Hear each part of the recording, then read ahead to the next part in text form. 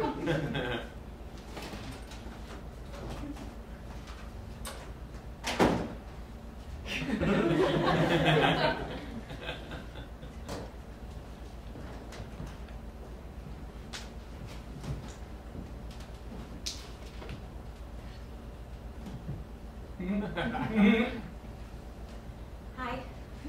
Hi.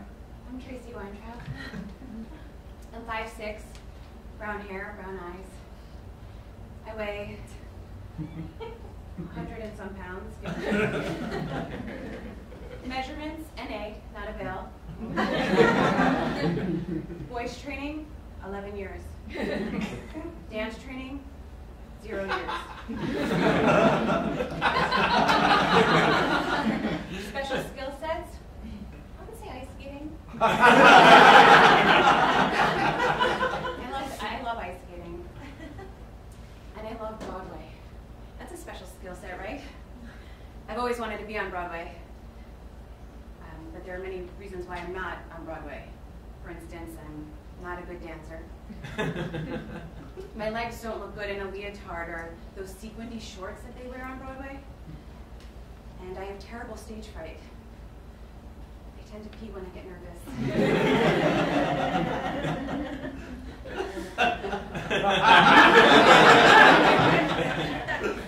Just trying to make it through this performance without an accident. However, I do have a passion for singing, and I do love theater. I don't love theater like Rosie O'Donnell loves theater. It's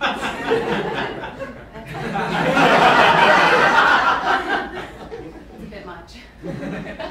My mom used to buy us twofers. They were discounted tickets, and she would take us out of school into the city to go see shows. It was my favorite thing. I remember my first show. Serafina.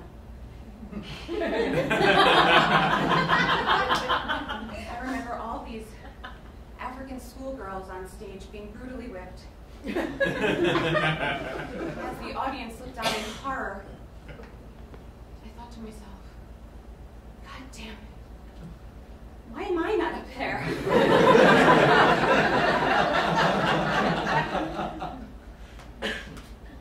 You know, I would talk this over with my imaginary friend Juna.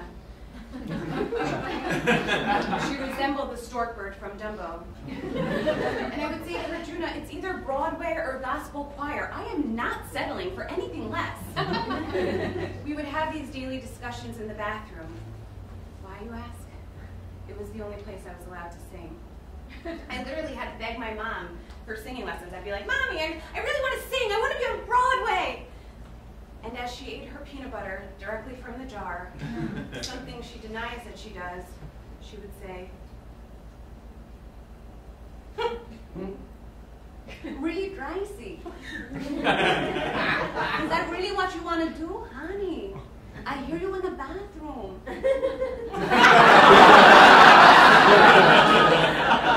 Okay, why don't you think it over? We'll talk to Daddy about it, okay? I love you.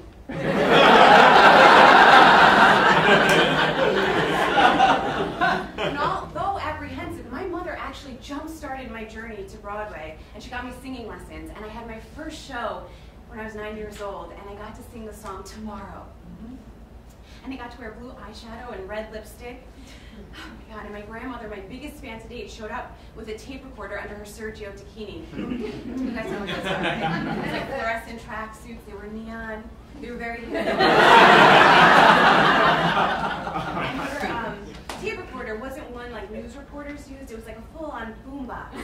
So she could record the performance, and if you listen carefully, you can actually hear her whisper to my grandfather, "Isn't she gorgeous?" And my grandfather would respond, "Gorgeous." It's this incredibly sweet moment, ruined by the realization I'm completely deaf to tone.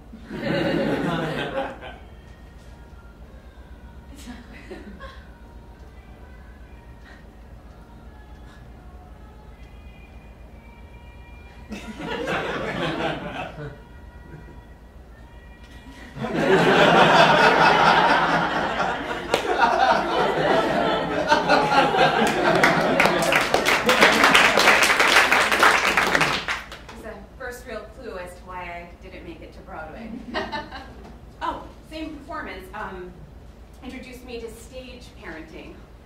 Oh my God. Evie Simons, our local Hasidic, she wore a top hat to Broadway and a tuxedo for her rendition of Lullaby at Broadway, was always being yelled at by her mom. It was fascinating. So get this, I'm in my neon orange leotard. Okay. Can't stress you enough how big neon was in the early 90s. That's my grandma. So I'm in my neon orange leotard and my underwear is sticking out. So my mom is like rushing me to the dressing room. And as we walk in, Evie's mom is going to town on her. Evie, you didn't land that note. What were the Cantus say? What were the Cantus say? Oh, and your falsetto. It's disgusting.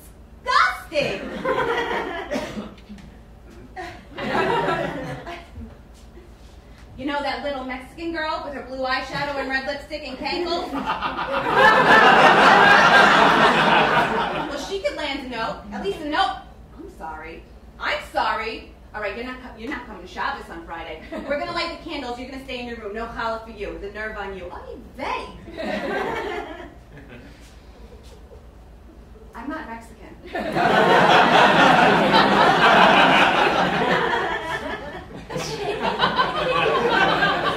So my mom like rushes me out of the dressing room. I actually think I went on stage with my underwear actually still sticking out. And it was then I realized my mother was never going to be like Evie Simon's mom. She was never going to be a stage mom. Instead, she would constantly say things like, you know, Traci, you could do anything in this world if you put your mind to it. Es la verdad.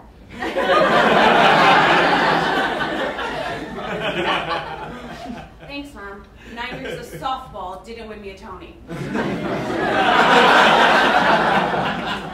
Sure, I could pitch a fastball and hit a home run, but also I almost had to start calling myself a lesbian. And while I falter for this, you know, my mother did sign me up for singing lessons with Terry O'Rigo and acting lessons with Wendy Talman and Stars of Tomorrow. This is an original shirt.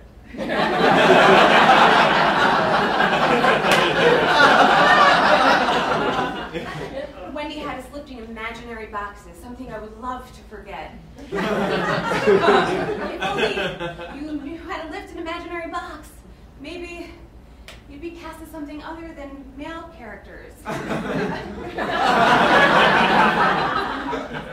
Rumpelstiltskin. I'm not grunting like the girl next to me.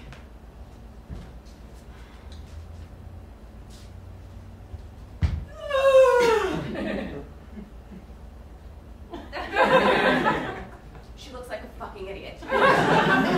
She's also Jamie Lynn Siegler, and in the future will be cast in The Sopranos, as well as the docudrama based on the life of Heidi Fleiss.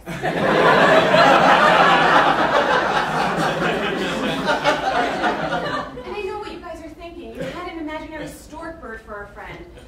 Why can't you lift an imaginary box? Okay, first things first. Me and Juna had a really private relationship. It was special. And second, I was raised conservative. No, my mother was Catholic, my father was Jewish, which really just meant I was severely confused. But it also meant we didn't, you know, grunt in public in front of strangers. So there, okay? Peace. Water. But I did learn fast that even though I didn't lift the box, there's always going to be somebody lifting a box. There's always going to be somebody grunting. Jamie Lynn. There's always going to be somebody prettier with prettier hair and longer legs, somebody who's trained in ballet and jazz, and you only know a mangled version of the time step. But more importantly, there's always going to be somebody who could sing better than you can. You know, you go on all these auditions, you see all these girls, and then you see her. She looks like you. Her hair is the same. Her eyeballs are just as big.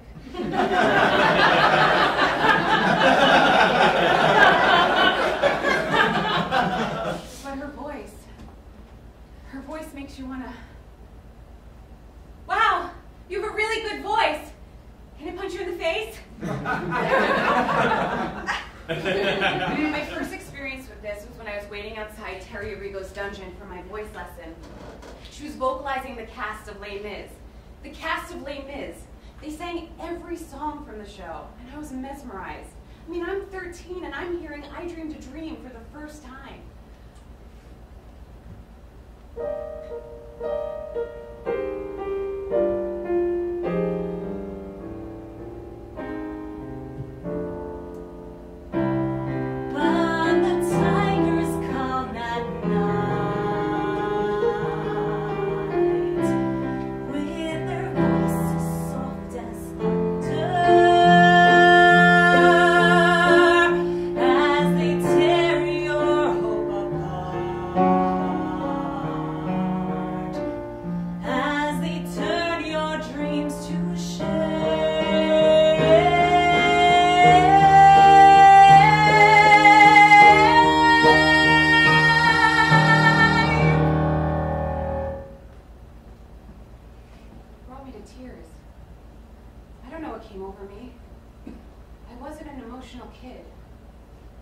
Just kidding. I was the most emotional. Thank God I'm not like that anymore.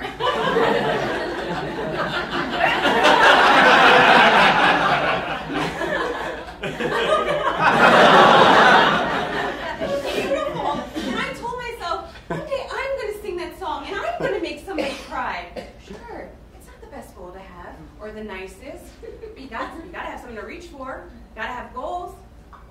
Did I know that Susan Boyle was going to come along and sing it on Britain's Got Talent and ruin my hopes and dreams? No.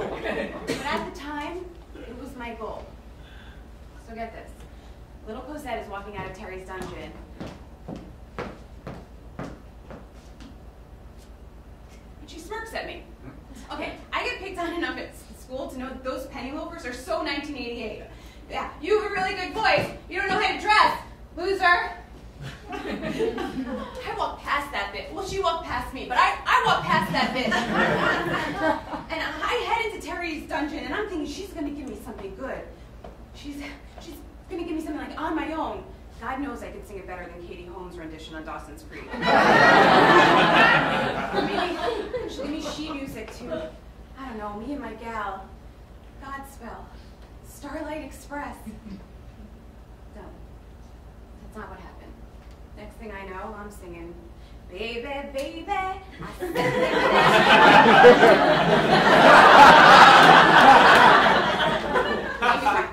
I didn't know who she was either. Jesus Lover. That's one of her latest hits. Awesome.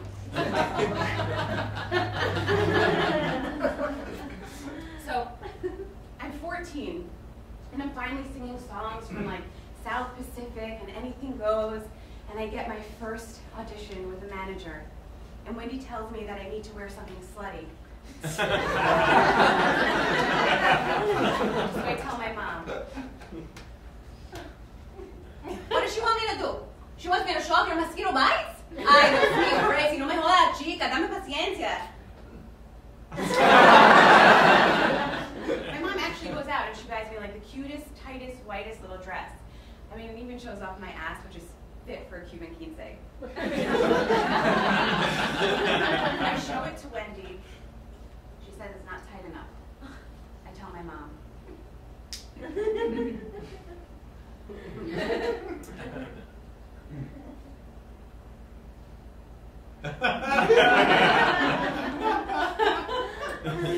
The white dress it is.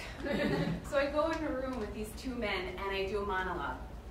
And they ask me for my 16 bars. What? I don't know what they mean. I think they want me to sing, but I have no sheet music handy, and the only thing that's popping into my head is a chorus-length soundtrack. I was never allowed to see the show. I wasn't even allowed to rent the movie. In fact, I borrowed the cassette tape from Hannah Drew up the block. She did drugs. Druggy Hannah Drew. I learned all of the music. I was very rebellious. So at 14, without my mother knowing, in front of two men, my tightest and whitest, this is what I do.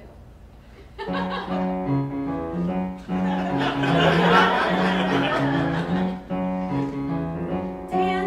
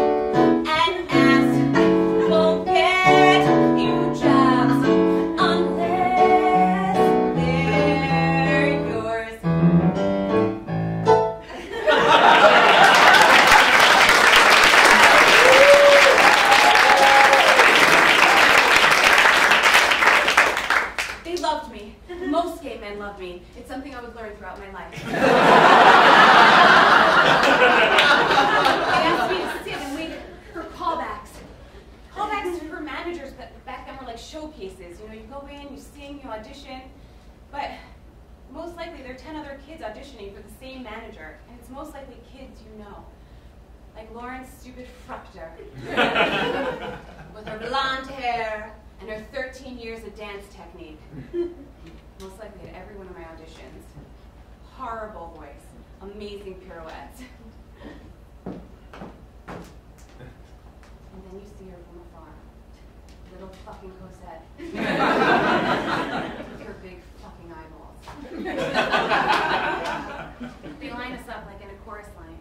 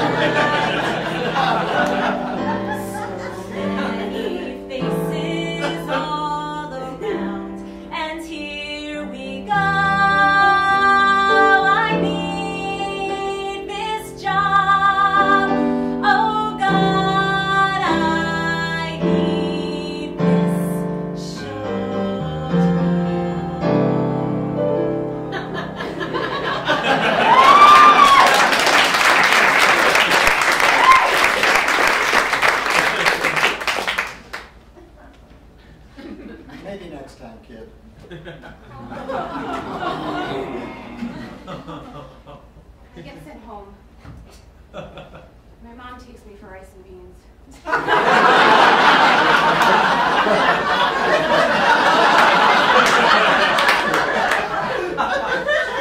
Tells me how great I did. Thanks for all the support, Mom. Always has been such a good mom. You know, this wasn't like softball, where if you came in second or third, you won a trophy. I mean, you could win a trophy, you know, for MVP, or you could win a trophy for scoring the most runs. I mean, let's face it, you could win a trophy if you're just pretty much on the team. But if you came in second or third in theater, you got sent home, and it sucked. And it didn't happen once. It happened all the time. For instance, you finally learn Fosse. You know, you put the egg between your forefinger and thumb, and you learn the moves. You learn moves! You're 15! You should be brushing your hair and making out with boys! But no, you're learning who Bob Fosse is, an 8-time Tony Award-winning choreographer who has his own style of dance that you attempt to do.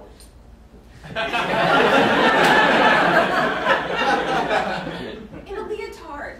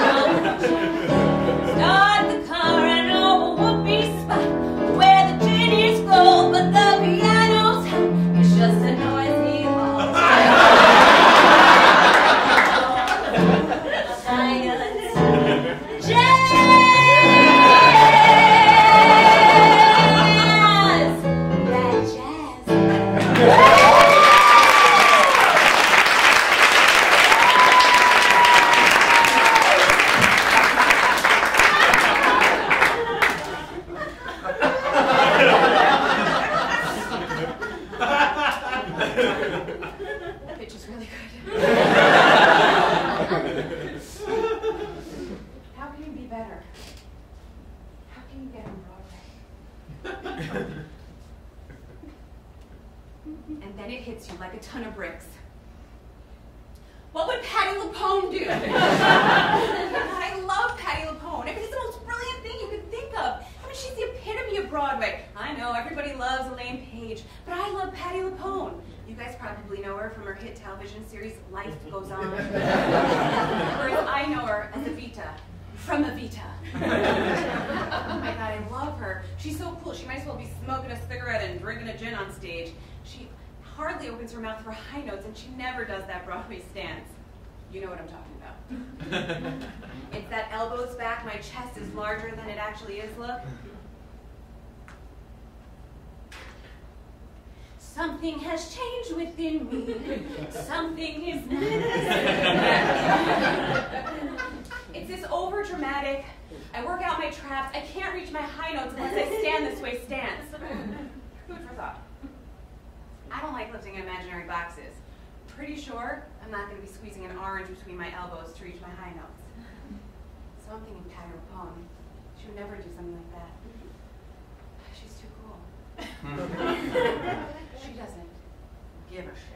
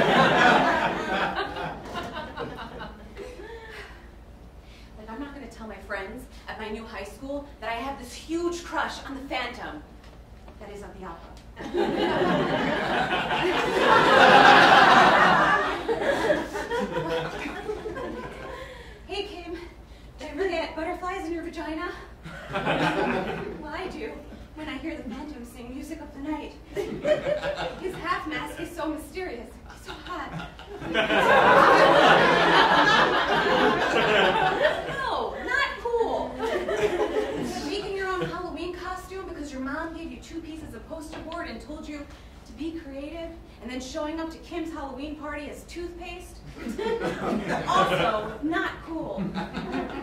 Starting your own all-girl band called the Fallopian Tunes. That's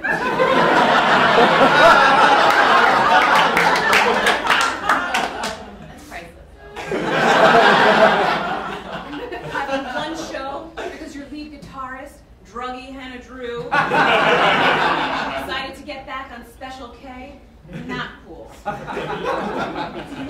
I vow to be in Rent. Because this was cool. This was the hippest show of the 90s. This wasn't your typical Sondheim or Andrew Lloyd Webber. This was cool, and it dealt with AIDS. And if I was going to make anyone cry, the song was definitely going to be about AIDS.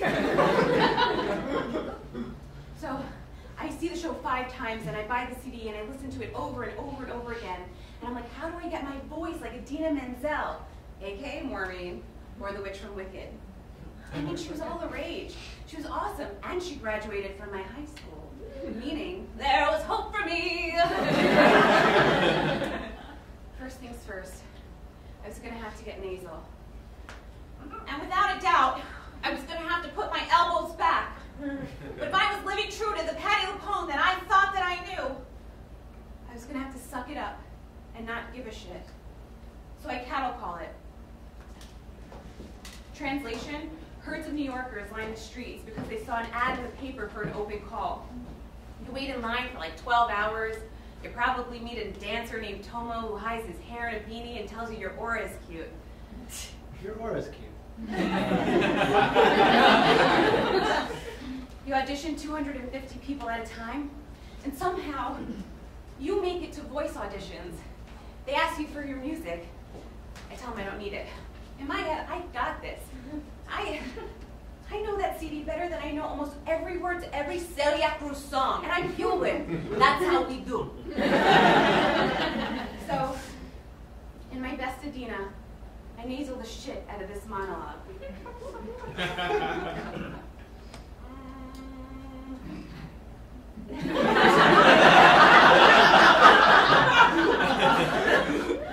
Only thing to do is jump over the moon. They've closed everything real down like barns and troughs and performance spaces and replaced it all with lies and rules and virtual life. And I've got to get out of here. It's like I'm being tied to the hood of a yellow rental truck being packed in with fertilizer, head fuel, oil, pushed over a cliff by a suicidal Mickey Mouse.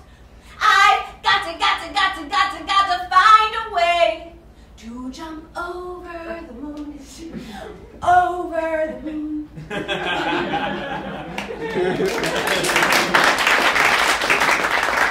made callbacks.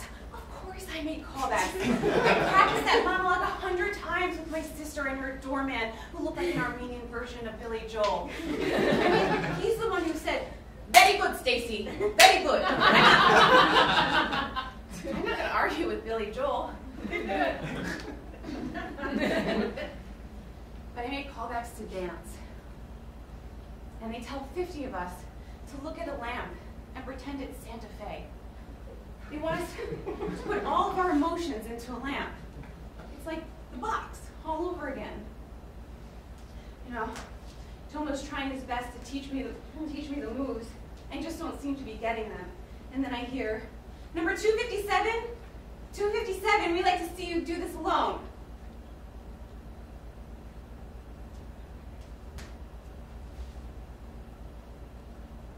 I don't know if they were bored or just needed a good laugh, but I was awful.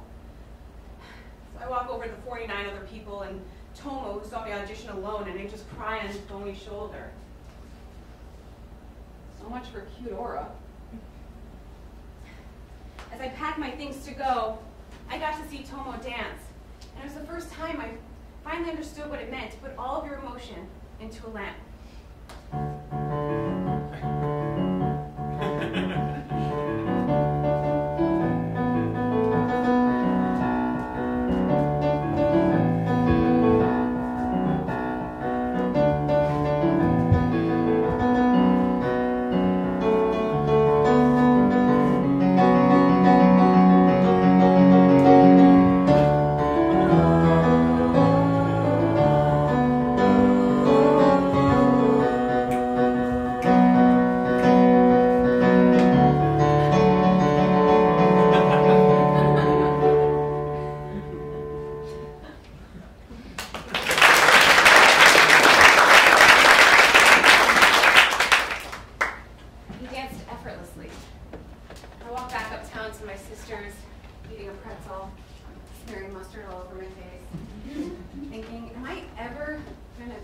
Broadway, I decided to get serious. I'm 17, and I signed up for acting classes in Hell's Kitchen with Stephanie Linebacker, a redheaded stutterer, a no-nonsense voiceover actress.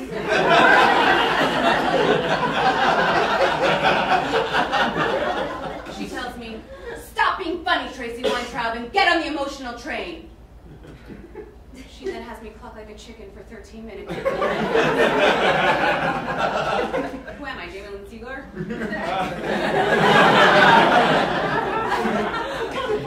She hands me a monologue that I must do for our next showcase. There are no jokes. If you want to take this acting thing for real, you need to get down to business. Show business. Okay. I don't know if I should just take my monologue and walk away, or tell her she has food in her braces. I walk away. Dead animals. So cut to the night of the show. I am so nervous. I've never had to perform anything so serious before. You know, if I had known that the monologue wasn't just about dead animals, but in fact abortion, I might have had a reason to pee in my pants. So I'm on stage doing my monologue, and I start to cry. I mean, I'm not overcome with sadness. Again, I had no idea that the monologue was about abortion and heartbreak. I was overwhelmed by the silence. You know, when you do funny things or you sing, you get a laugh here or there. This was completely silent.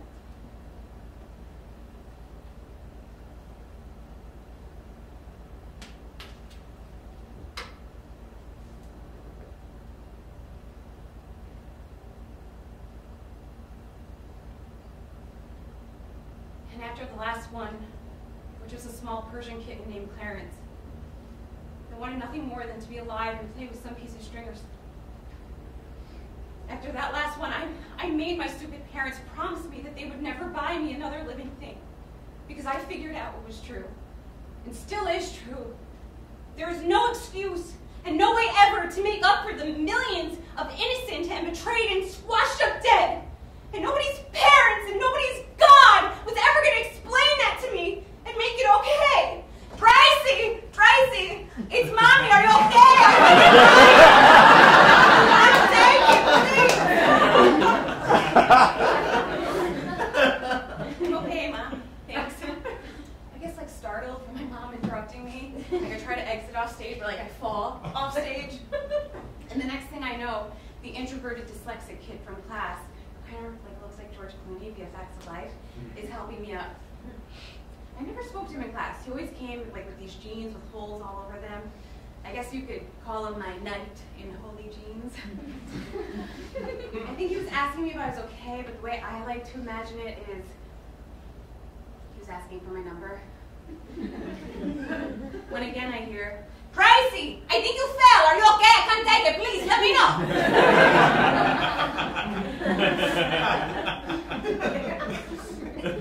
That's the thing with my mom. She was never going to be a real stage mom. You know, she was always there. She always cared. She never pushed. I didn't tell you guys this, but my first show with Wendy Taubman and her Stars of Tomorrow, I was 12. And everybody was coming. My mom, my dad, my sister, my brother, my grandparents, my friends. I was so excited. And I get out to do my performance of Seymour from Little Shop of Horrors.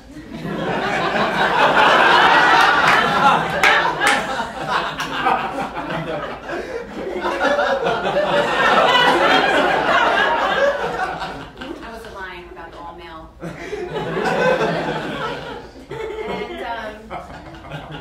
And the only person I could see is my mom.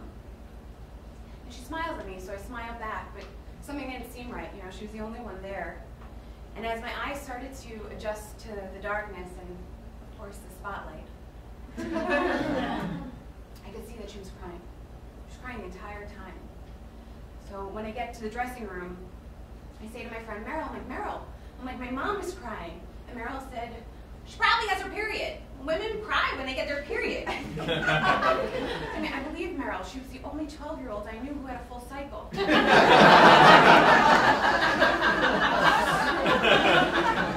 So I get back out onto stage, and I think my mom knew that I was starting to get nervous, so she gave me a thumbs up. My mom smiled. She smiled. She smiled the entire performance, knowing that she was going to have to tell me that my best friend had been riding his bike and was hit by a car and had been killed. He was my best friend. He was my neighbor. He was my first dance, my first kiss. I literally had beaten him at horse the night before. I cheated. He was a bad speller. When we got home from the show, my dad was standing in front of my friend Adam's house. He had his hands in his pocket and his head was down. I could have sworn he was crying. So I ran into my house only to find my 5-year-old brother asking my sister if Adam was going to be able to play basketball in heaven. I went into my room, I started crying, I didn't understand what was going on. I just saw him at school, he was talking to Kim, they were talking about 90210. I had nothing to add to the conversation. Like the chorus line, 90210 wasn't permitted in my house. Oh my God, I was so uncool. I must have fallen asleep because the next thing I know, my mom was rubbing my back, and it would be the only time in my life she would say to me, Traci, the show must go on. And she would drive me to the theater and make me perform once again. You know, I never did make it to Broadway, obviously. I tried out for this show, Pop Stars. It was like a ghetto version of American Idol. Wasn't ready for that either.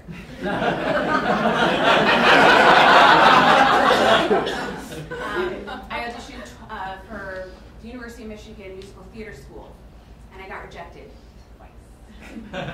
And I came out to LA to be a sitcom actress, and my agent dropped me after 2 months. She said I looked a lot like one of her other clients. Her name was probably Cosette. I never learned how to properly lift an imaginary box, and my voice never materialized into anything Whitney Houston-esque. I'm tone deaf, so. But this isn't a sob story. This is life. Life happens. You know, we don't all get to make it to Broadway. We're not all lucky.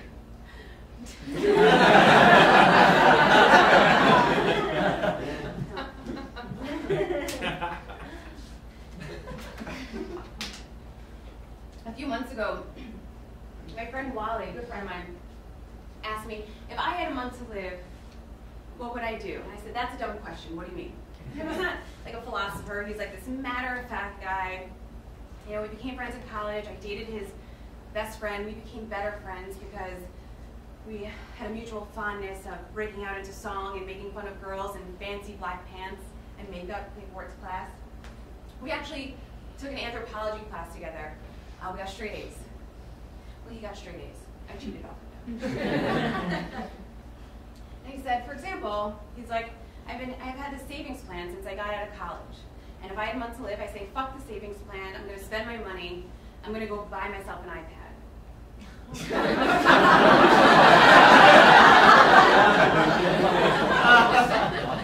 And I was like, wow, Wally, that's one iPad, geez. Like, you're fucking your savings plan, why don't you buy me one too? So he says, seriously, Traci, what would you do if you had a month to live? I said, I don't know. I guess I would try to sing on Broadway. You know, there's always that hope. And he told me to write my own show. So I did. He told me my punctuation was atrocious. I told him, who cares? No one's reading it but me. He told me, I'm embarrassed that we went to the same college together. I said, Wally, I'm going to sing I Dreamed a Dream, and I'm going to make people cry. He told me he was sick. So I told him, okay, let me run a marathon for you. He told me, don't be an idiot. You run too slow. He told me he wanted to marry his girlfriend. I told him I eventually want to have kids. He told me I was just in luck. Because of the chemo, he was saving his sperm and I could get some leftovers.